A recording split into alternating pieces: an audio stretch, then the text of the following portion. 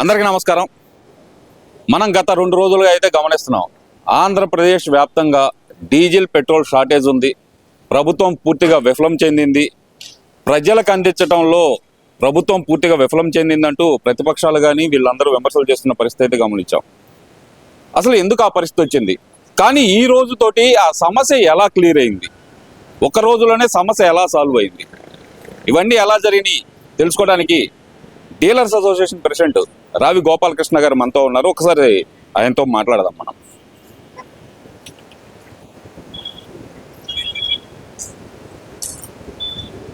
Sir నమస్తే అండి.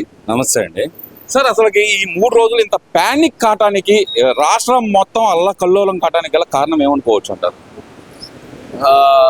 గత వారంలో ఆయిల్ కంపెనీలు కొంత మేము ఏదైతే ఇండెంట్లు పెట్టామో వాటికి సరఫరా అనేది కోత చేయడం జరిగింది. దానివలన ఈ సమస్య ఉత్పన్నమైంది. అది మొత్తం కూడా క్లియర్ అవటానికి నిన్న మొన్న ఆదివారం, శనివారం, సోమవారం పూర్తిగా పనిచేయబట్టి దానిలోంచి ఇవాళ బయటకు వచ్చేసాం మనం. కేవలం గత వారంలో జరిగిన ఒక 3-4 రోజుల్లో ఆయిల్ కంపెనీలు సప్లై సరిగ్గా లేకపోవటం వలన వచ్చిన ఇవన్నీ ఇబ్బందులే తప్పితే ఇప్పుడు మెల్లిమెల్లిగా అంతా రెస్టోర్ అయ్యి ఇప్పుడు క్యూలు అసలు ఎక్కడా లేవు. మాకు అందుతున్న సమాచారం ప్రకారం ఒక 10% ఎక్కడ ఉండొచ్చేమో, కానీ 90% సమస్యలు అయితే మాత్రం ఎక్కడ ఇబ్బంది లేని పరిస్థితి అయితే ఉంది. అంటే ఇక్కడ కొన్ని వాదనలు అయితే వినిపిస్తున్నాయి. ఇండెంట్ పెట్టడం కాదు, అసలు యాక్చువల్గా డీలర్స్కి ఇదివరకు అయితే క్రెడిట్ ఇచ్చేవాళ్ళు, ఇప్పుడు క్రెడిట్ ఇవ్వకపోవడం వల్ల ఈ సమస్య కూడా ఉత్పన్నమైంది అంటారు. ఇది ఎంతవరకు నిజం అనుకోవాలంటారు? అది వాస్తవేనండి. మంత్ ఎండింగ్ వచ్చిందంటే మాకు 5 రోజుల రివాల్వింగ్ క్రెడిట్ ఇచ్చేవాళ్ళు. అంటే 25వ తారీఖు తీసుకున్న లోడ్కి 1వ తారీఖు పేమెంట్ చేయమనేవాళ్ళు. అలాగే మా ట్యాంకులన్నీ కూడా నింపమనేవాళ్ళు. సో ఆ పరిస్థితుల్లోంచి అట్లాగే మాకు కొంత ఒక 40-50 లక్షలు క్రెడిట్ ఇచ్చేవాళ్ళు ఆయిల్ కంపెనీలు. ఆ క్రెడిట్ ఇచ్చి 40 లక్షలకి రూపాయిన్నర వడ్డీ కట్టేవాళ్ళం మేము. అదేం ఊరినే ఇచ్చేవాళ్ళు కాదు, మాకు వడ్డీ కట్టేవాళ్ళం. సో దాన్ని ఇమ్మీడియట్గా ఈ వార్ ఎప్పుడైతే స్టార్ట్ అయిందో, క్రూడ్ ఆయిల్ ధరలు ఎప్పుడైతే పెరిగిపోయినాయో ఇమ్మీడియట్గా ఈ పే చేయమని చెప్పేసి మాకు ఒత్తిడి తీసుకొచ్చారు. 5-10 రోజుల్లో పే చేయకపోతే మీకు లోడ్లు ఇవ్వమని. మేము కూడా బయట ఇమ్మీడియట్గా అధిక వడ్డీలు తీసుకొచ్చి, మేము బయట అప్పు ఇచ్చిన వాళ్ళు ఎవరు కూడా మాకు ఇమ్మీడియట్గా కట్టేవాళ్ళు ఎవరు కాదు. సో మేము పే చేసిన తర్వాత అడ్వాన్స్ పేమెంట్కి వెళ్ళిపోయాము మేము. ఇవాళ లోడ్ నిన్నే మేము పే చేయడం జరిగింది. అయినా కూడా లోడ్లు గత మార్చి నెలలో ఇచ్చారు, కానీ ఈ నెలలో కొంత కోట అనేది పెట్టి ఇబ్బంది పెట్టారు. అందుకని ఈ సమస్య ఉత్పన్నమైంది.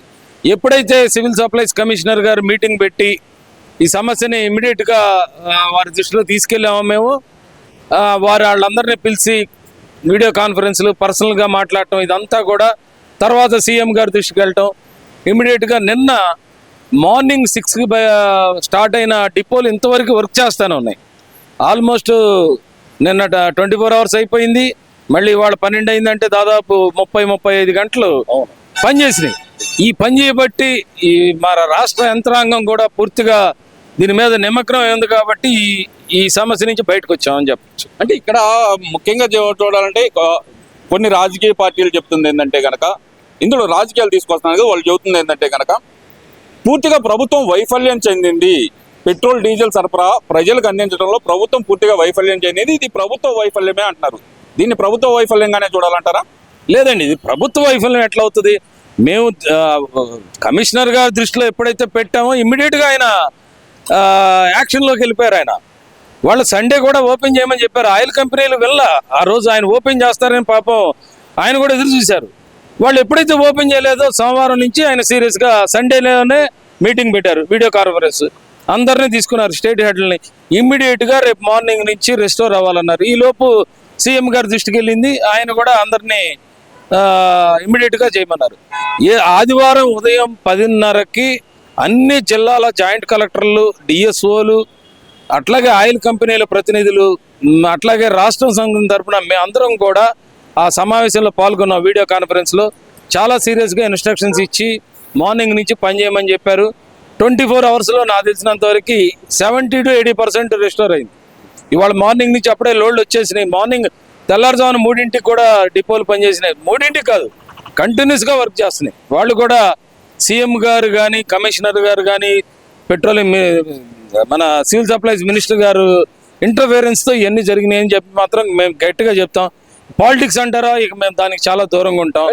అలాంటి పాలిటిక్స్ గురించి కాదు, ఇలా ప్రభుత్వ వైఫల్యంలో ఎంతవరకు బాగా ఉంది అనేది మాత్రమే నేను అడుగుతున్నాను. లేదండి, ప్రభుత్వ వైఫల్యం అనేది అది ఎంత మాత్రం సమంజసం కాదు. కొంత ఆయిల్ కంపెనీలు కొంత గోప్యత పాటించబట్టి ప్రభుత్వానికి కూడా తెలియపోవటం వల్ల జరిగిన ఇష్యూయే కానీ ఇది ప్రతిపక్షాలు లేకపోతే అసలు పాలిటిక్స్ గురించి నేనైతే మాట్లాడదలుచుకోలేదండి. ఓకే సార్, ఇప్పుడున్న పరిస్థితుల్లో కనుక మళ్ళీ ఇలాంటి సిచ్యువేషన్ అనేది ఉత్పన్నం అయ్యే అవకాశం ఉందంటారా? ఎందుకంటే షార్టేజ్ ఉంది అనేది ఒక ప్రచారం అయితే జరుగుతుంది. మనకు షార్టేజ్ అనేది ఆయిల్ కంపెనీకి షార్టేజ్ ఉందా, ఆయిల్ కంపెనీకి వచ్చే దానికి షార్టేజ్ ఉందా, లేదంటే ఆ కంపెనీ నుండి డిస్పాచ్ అయ్యేదానికి షార్టేజ్ ఉందా?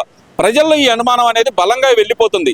ఆయిల్ దొరకదేమో అనే అనుమానం అయితే భయంకరంగా వెళ్తుంది. అది నిజమే అనుకోవాలంటారా? దొరికే పరిస్థితి లేదంటారా? లేదండి, ఇంతకు ముందు కూడా మా గుంటూరు జిల్లా కలెక్టర్ గారు నాతో మాట్లాడారు. మీరు మ్యాక్సిమం ఎంత ఇండెంట్స్ పెట్టినా నేను ఎగ్జిక్యూట్ చేయిస్తాం, మీరు డబ్బులు కట్టి ఇండెంట్స్ పెట్టండి, మీకు ఎక్కడన్నా ఏదైనా ఇబ్బంది అయితే మా దృష్టికి తీసుకురండి అని యంత్రాంగం చాలా అలర్ట్గా ఉన్నారండి. ఈ విషయంలో నిన్నటి మార్నింగ్ నుంచి కూడా చాలా అలర్ట్గా ఉన్నారు. బహుశా మేము ఇండెంట్లు ఎగ్జిక్యూట్ పెడితే మాత్రం డెఫినెట్గా వస్తాయండి. షార్టేజ్ అయితే లేదంటారు. ఇక ఆయిల్ షార్టేజ్ 100% షార్టేజ్ ఉండబోనివ్వరు.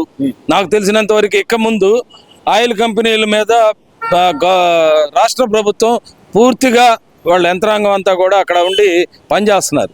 అంటే ఈ 2 రోజులు పానిక్ సిచ్యువేషన్ రావడానికి వదంతులు కారణం అనుకోవచ్చు అంటారా? లేదంటేనే నిజంగానే ఎక్కడైనా సరే కొన్ని బంకులు నో స్టాక్ బోర్డులు పెట్టడం ఇలాంటిది జనాల్లోకి భయంకరంగా వెళ్ళటం అనుకోవచ్చు అంటారా? కొంతవరకు నో స్టాకులు, కొంత ప్యానిక్ సిచ్యువేషన్ కూడా క్రియేట్ అయింది. అవసరానికి మించి ఇప్పుడు 100 రూపాయలు 200 ఆయిల్ మా దగ్గర కొట్టించుకునే కస్టమర్లు మీరు ట్యాంక్ ఫుల్ చేయండి అని చెప్పేసి గొడవ చేయడం మొదలుపెట్టారు. ఎప్పుడైతే అది అవుతుందో ఆటోమేటిక్గా రిజర్వ్స్ పెంచుకోవడం, ఇళ్లల్లో పెట్టుకోవడం అనేది జరుగుతుంది. దానివల్ల ఈ సమస్య ఎక్కువ ఉత్పన్నమైంది తప్పితే అదర్వైజ్ ప్రోడక్ట్ అయితే అవైలబిలిటీలో ఉంది. ఎటువంటి పరిస్థితుల్లో రాష్ట్రంలో మరొకసారి ఎట్లాంటి సమస్య అయితే ఉత్పన్నం కాదని నేను అనుకుంటున్నాను. Thank you sir. ఇది ప్రస్తుతం అయితే కనుక గోపాలకృష్ణ గారు, డీలర్స్ అసోసియేషన్ ప్రెసిడెంట్ గారు మనతో చెప్పింది. మళ్ళీ ఇంకెప్పుడు ఇలాంటి సిచ్యువేషన్ అయితే ఉత్పన్నం కాకుండా చూసుకుంటాం. ప్రభుత్వం కూడా త్వరితగతిన స్పందించి మా వినతులు అందుకొని ముఖ్యమంత్రి గారు స్వయంగా రంగంలోకి దిగటం వల్ల ఈ సిచ్యువేషన్ అనేది త్వరగా క్లియర్ అయింది. దానికి తోడు ఏదైతే మనోహర్ గారు పౌర సరఫరాల శాఖ మంత్రిగా ఉన్నారు, ఆయన తండ్రి గారు చనిపోయినా ఆయన బాధల్లో ఉన్నా సరే ఆయన కూడా రంగంలోకి దిగి ఈ పరిస్థితిని చక్కదిద్దడానికి తన వంతు సహాయం తన కూడా చేశారు కాబట్టే ఈ రోజు ఈ సిచ్యువేషన్ నుంచి అందరం బయటపడగలిగాం. ఆయన చెప్పే ఇంకో విషయం కూడా ఏంటంటే, గోపాలరావు గారు చెప్పే ఇంకో విషయం కూడా ఏంటంటే కనుక ఫైనల్గా ఒకటే చెప్తున్నారు, రిజర్వ్ అనేది పెట్టుకోమాకండి, ఎప్పటికీ షార్టేజ్ అనేది రాదు. యుద్ధం కారణంగా ఆయిల్ రేట్లు పెరుగుతాయనే అనుమానం ఉందేమో కానీ షార్టేజ్ అనేది మాత్రం రాదు అనేది చాలా క్లియర్గా అయితే చెప్తున్నారు. దయచేసి ప్రజలందరూ గమనించాల్సిందిగా కోరుతున్నాం.